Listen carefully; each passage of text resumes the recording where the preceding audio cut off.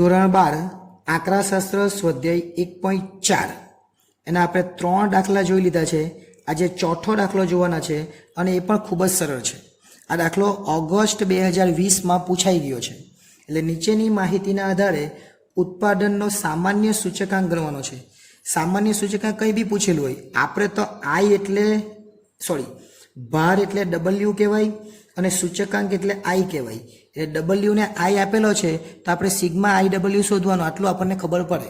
એટલે પહેલાં જે આપેલું છે બેઠું જ લખી દેવાનું। ચાલો એક એક લીટી છોડીને લખવું હોય તો બી ચાલે, નહીં લખી છોડે તો પણ આમાં તો વાંધો આવવાનો નથી, પણ આપણે હંમેશા એક લીટી છોડીને જ દાખલો ગણવાનો। એટલે વસ્તુ છે તો પહેલાં સુતરાઉ કાપડ બેઠું લખવાનું જ, સુતરાઉ કાપડ, એટલી આળસ નહીં કરવાની કે નહીં લખીએ। પછી અનાજ એક એક લીટી છોડીને જ લખવાનું। પછી ખાંડ, પછી પોલાદ,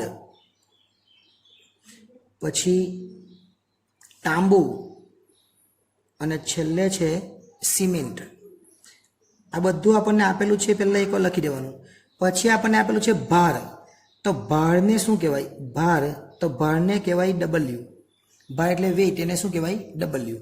તો 15, પછી 23, ફરીથી 15, પછી 25, 10 ને 12, 25, 10 અને 12, ફક્ત 2-3 મિનિટમાં દાખલો થઈ જાય એવો છે, બહુ ઇઝી છે। પછી સૂચકાંક આપેલો છે, ઉત્પાદનનો સૂચકાંક, ઉત્પાદનનો સૂચકાંક, અને સૂચકાંક એટલે ઇન્ડેક્સ નંબર એટલે કે આઈ, બેઠું જ આપેલું છે। 220, 225 આપેલું જ છે, આપણે ફક્ત લખી દેવાનું છે। 190, 215, 198 અને છેલ્લે છે 220। રકમ લખી દીધી એટલે ઉપરનું કંઈ કામ નથી, એટલે આપણે થોડું ઉપર લઈ લઈએ। હવે શું કરવાનું? આગળ કીધું એ પ્રમાણે આઈ ડબલ્યુ શોધવાનું। આઈ ડબલ્યુ એટલે આ બંનેનો ગુણાકાર, એટલે શું થશે? 220 ગુણ્યા 15 એટલે થશે 3300, 225 ગુણ્યા 23 એટલે થશે 5175,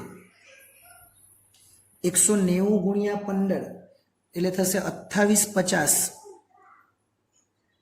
215 ગુણ્યા 25 એટલે 5375 અને 198 ગુણ્યા 10 એટલે 1980 થશે, અને 220 ગુણ્યા 12 કરીએ એટલે 2640 થશે। ઓકે, નમસ્કાર વિદ્યાર્થીઓ, આવી ગઈ છે આપણી એપ્લિકેશન SS એજ્યુકેશન। આ એપ્લિકેશનને ઇન્સ્ટોલ કરો।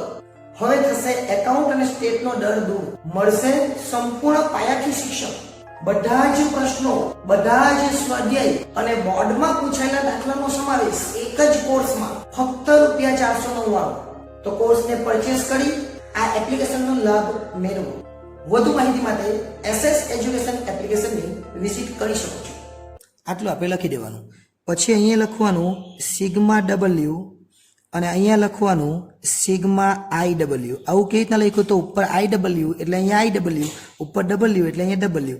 આ બધાનો સરવાળો કરવાનો, 15, 23, 15, 25, 10 અને 12 એટલે એનો સરવાળો થાય 100, અને 3300 વત્તા 5175, 2850, 5375, 1980 ને 2640 એનો સરવાળો થાય 21320।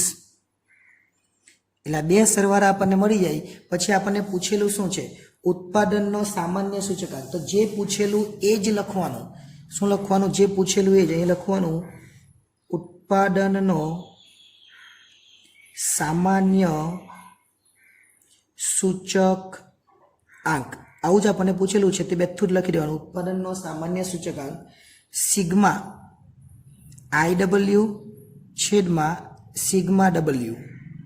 સિગ્મા આઈ ડબલ્યુ 21320 અને સિગ્મા ડબલ્યુ 100, બસ ભાગ ચાલી દે એટલે 2 પોઈન્ટ કાપી કરવાના, 213.20 આ આપણો જવાબ આવે, 213.20। ખૂબ જ સરળ દાખલો આ પણ ગણાવી શકાય અને સમજ પડે એવો દાખલો છે। આપણને 3 માર્ક્સમાં દાખલો પૂછે, પણ આપણને અર્થઘટન પૂછેલું છે તો અર્થઘટન નથી પૂછ્યું। જો અર્થઘટન પૂછેલું હોય તો આ જે જવાબ છે 213.20 એમાંથી 100 બાદ કરી દેવાના, એટલે જવાબ આવે 113.20 પછી ટકા, અને પછી લખવાનું 113.30% વધારો થયો કહેવાય। એટલે જો અર્થઘટન પૂછે તો આપણે આવું લખવું પડે. એટલે આગળના કોઈ દાખલામાં જો અર્થઘટન પૂછેલું હોય ને આપણે રહી ગયું તો આપણે આ રીતે કરી શકીએ. ઓકે, એટલે આ દાખલો પણ એકદમ ઇઝી છે. ચોથો દાખલો હતો. નેક્સ્ટ ટાઈમ જ્યારે મળીશું ત્યારે 5 અને 6 નંબર દાખલો બાકી છે, એ બંને દાખલાઓ જોઈશું. આભાર.